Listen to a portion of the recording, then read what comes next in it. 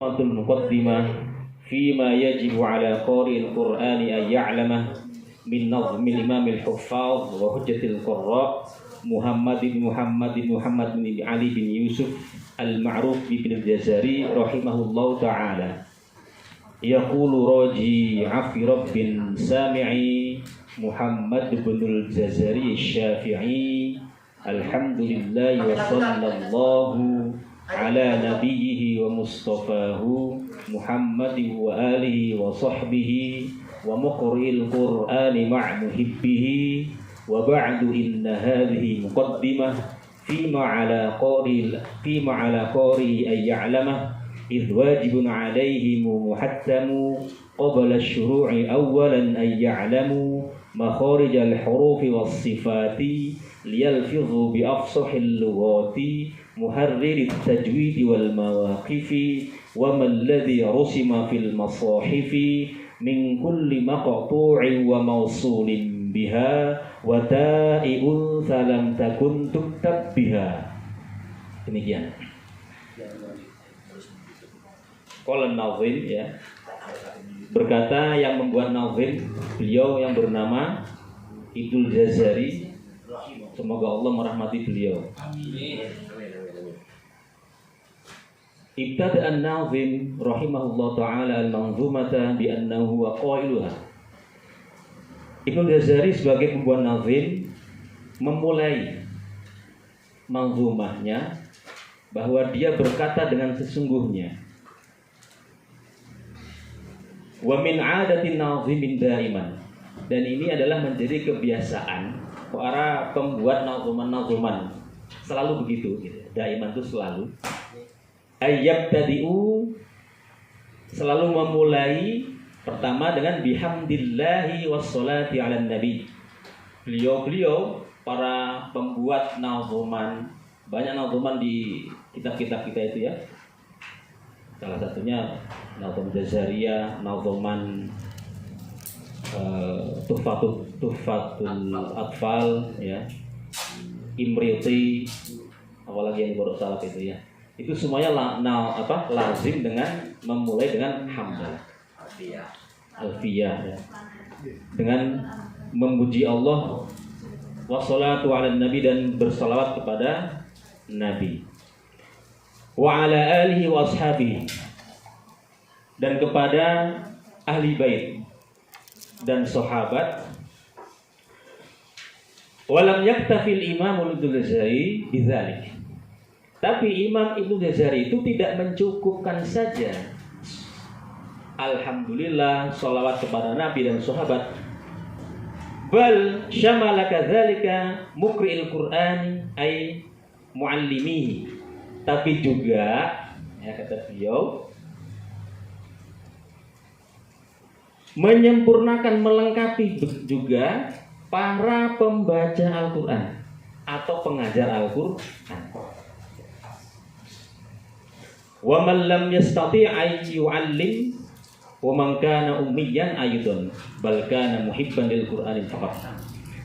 Jadi tidak sebatas kepada para sahabat, pada ahli baitnya, tapi beliau juga mengikut sertakan doanya beliau tadi ya kepada orang-orang pengajar Al-Quran, bahkan muhibbil Quran.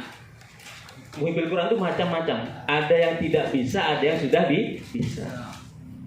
Muhibbil Quran itu bisa termasuk orang usaha suka dengarkan tartil. Itu juga muhibbul Quran. Itu termasuk dalam doa beliau. Nah, jadi doa beliau itu untuk seluruh pencinta Al-Quran, muhibbul Quran. Nah, kita hubbul Quran itu ada hubbul Quran di TK ya. Wassalatu ala nabi bimakna sana'ullahi alaihi fil mala'il a'la. Salat ya. Jadi salatnya Allah, salawatnya Allah pada Nabi itu dimaknai dengan apa? Sana'un, pahala. Ya, pahala dari Allah Subhanahu wa taala. Wa minal malaikah bimakna al-istighfar. Kita pernah mendengar innallaha wa malaikatahu yusholluna 'alan nabi. Sesungguhnya Allah dan Rasulnya itu bersolawat. Sholawatnya Allah kepada Rasul itu apa ya? berupa pahala karena Allah pemberi apa? Ganjaran. Ya. Wa malaikatahu, dan istighfarnya. Jadi malaikat itu mengistighfarkan sebagaimana di dalam surah Ali Imran itu. Nah, nanti dilihat ayatnya ya. Malaikat mengucapkan istighfar kepada orang-orang yang bersolawat. Jadi sambut bergayung sambut ketika orang bersolawat, malaikat juga bersolawat, dan kembalinya sholat kepada pembacanya adalah mohon ampunannya. Malaikat memohonkan ampunkannya malaikat Allah kepada orang yang bersolawat. Minal abdi di mana doa, dan sholawatnya hamba itu berarti apa? Doa. Lima zakarahul Imamul Bukhari rahimahullahu fi sahihi qol. Sebagaimana yang diingatkan, dikatakan oleh siapa? Imam Bukhari dalam hadisnya ya. Bahwa sholawat itu kalau dari hamba mengandung adalah doa, dari malaikat istighfar, Allah apa itu? Ampunan. Ya, sudah. Selanjutnya ya. Thumma qala an-Nazim rahimahullah taala, inna hadhihi muqaddimah. Ya, ini adalah pembukaan. Jadi setiap naziman yang dikarang oleh para nazim itu selalu ada pembukaannya. Inna hadhihi muqaddimah, ini bisa dibaca dua ya. Memang secara aslinya itu ada dua harokat ya. Itu bisa dibaca muqaddamah atau muqaddimah. Memang begitu aslinya kitabnya dari Ibnu Jazari. Itu kata beliau, kata Syekh Ahmad Suwaid. Tapi kita membaca muqaddimah, bukan muqaddamah. Inna hadhihi muqaddimah. Ya, sesungguhnya permulaan ini fi ma'ala qorihi ayya'lama ya. Jadi nazuman Jaziriyah ini adalah pembukaan bagi orang-orang yang akan mempelajari Al-Qur'an. Fi ma'ala qorihi ayya'lama. Hendaknya dia mengetahui sebelum dia mempelajari atau belajar Al-Qur'an. Wajibun alaihimu muhattamu. Hendaknya diwajibkan kepada orang-orang yang akan mempelajari Al-Qur'an qabla syuru'i awalan ya, sebelum dia mempelajari Al-Qur'an hendaknya dia mengetahui ayya'lamu. Yang pertama, apa itu? Makharijul huruf. Mengetahui tempat-tempat keluarnya huruf. Wasifati, dan sifat-sifat yang menyertai. Nanti sifat itu ada bermacam-macam ya. Ada sifat yang dzatiyah. Sifat apa? Dzatiyah itu sifat yang sifat bawaan asli. Seperti huruf sin itu dzatiyahnya adalah hamzah. Tidak akan muncul huruf sin kecuali ada hamzahnya. Ini namanya dzatiyah, gitu ya. Dan sifat aridah mendatang, kadang-kadang ada, kadang-kadang tidak, tebal tipis. Lo, la itu aridah. Liyalfidhu bi afsahil lughati, agar para pembelajar Al-Qur'an yang akan mengajarkan atau para trainer ya, itu ketika melafalkan huruf-huruf hijaiyah bi afsahil lughat, dengan bahasa yang fasih. Kenapa? Agar tidak salah ketika mengajarkan kepada siswanya, kepada muridnya. Bi afsahil lughat. Ini kata beliau. Itulah yang hendaknya harus dimiliki oleh para pengajar Al-Qur'an. Karena apa? Karena ilmu ini akan menjadi turun-temurun kepada murid dan seterusnya ke bawah. Kalau salah ya salah dari awal. Sulit memperbaikinya sehingga menambah lagi deretan orang-orang yang tidak bisa belajar Al-Qur'an. Itu dari PR lagi bagi para trainer. Nah, maka para trainer di sini adalah yang terdepan. Muharririt tajwid wal mawaqifi, menguasai at-tajwid, ilmu tajwid. At-tajwid dalam definisi etimologinya adalah jawada yujawidu tajwidan maknahu tahsin, perbaikan bacaan atau memperindah bacaan. Nah, gitu ya. Yaitu mengetahui tajwidnya, cara melafalkan atau cara membaca huruf-huruf hijaiyah dengan hukum-hukumnya begitu. Wal mawaqifi, dan mengetahui waqaf. Mawaqif jam'un min waqfin. Jamak dari waqfin. Jadi mengetahui cara waqaf dan ibtida.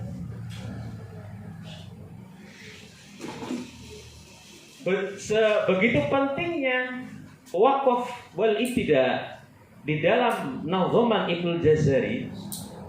Setelah bab mat nanti akan ada namanya bab ma'rifatil waqf wal ibtida.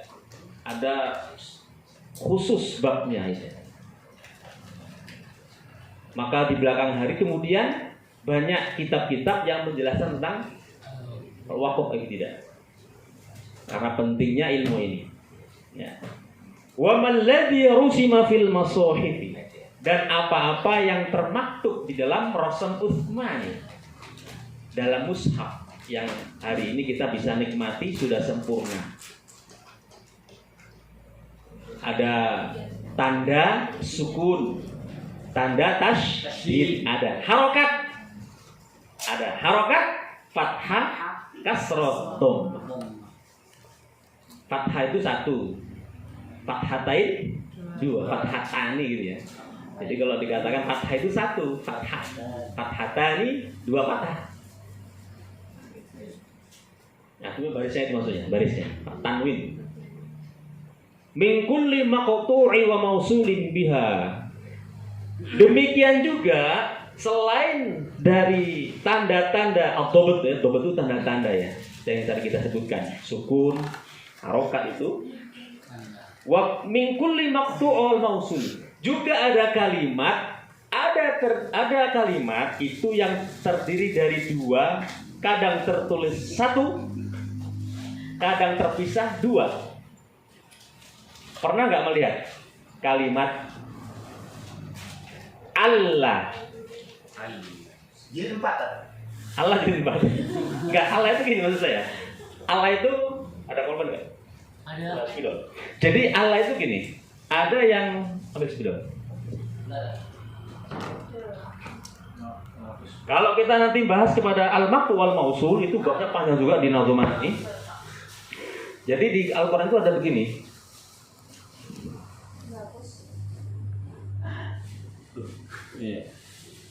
Ada yang begini toh?